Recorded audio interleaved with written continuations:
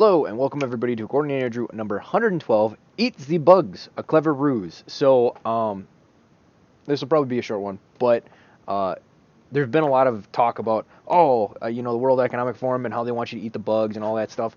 And it could be that I'm just like kind of plugged into a lot of this stuff.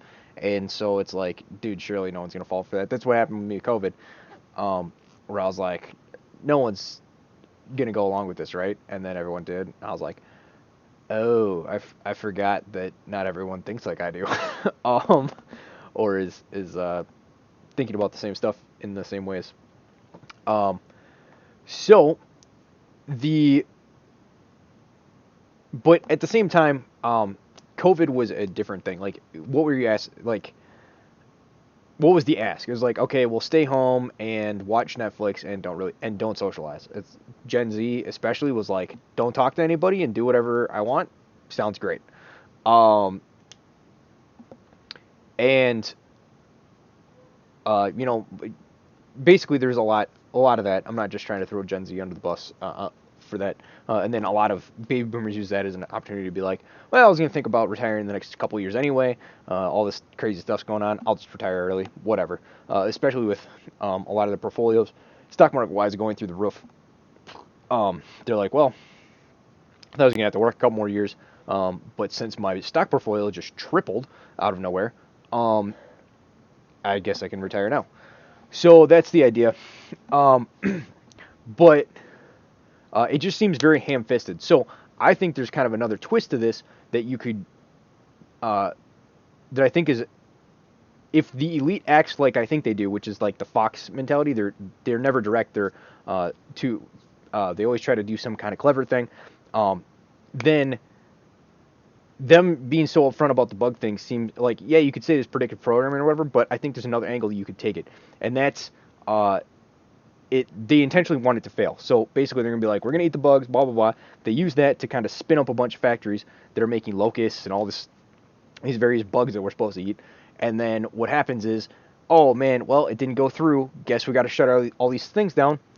And what happens is, as they're closing all these things, or these companies go out of business, quote unquote, um, they have a locust leak, and then all of a sudden there's mass crop failures throughout the year because there's a plague of locusts that come through and kill everything, eat everything, and cause this huge plague, and then that causes this whole collapse of the food and all that stuff, and like that's kind of how they get the thing through. It's not this thing of like they're just gonna be like, oh well, we messed up all the supply chains and the fertilizer. Like, it's too easy to blame them for that kind of stuff. Instead, they'll be like, oh, we got that stuff back online. We're making food and stuff like that. But then there's this locust plague that just came through out of nowhere.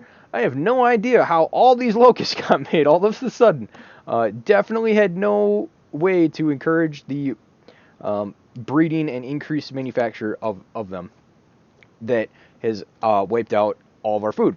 So, the key, as always, is do not rely. So, you can kind of go along with their Agenda 2030 and say, oh yeah, we'll be eating microplastics and micro livestock and seed oils and all this crap with them, or do this with the antidepressants and all this stuff and Oatly. I know some people apparently like Oatly. I haven't ever had it, but you can take all that, or you can take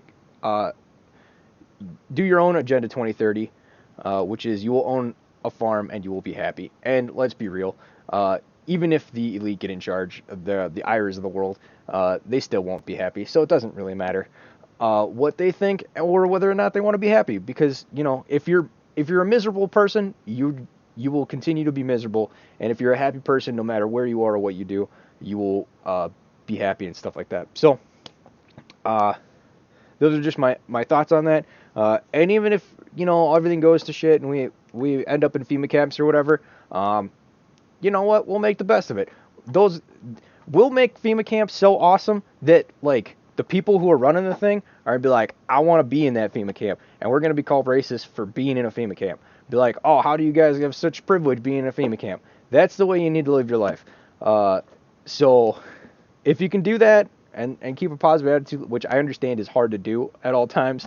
And I definitely am not able to kind of do that.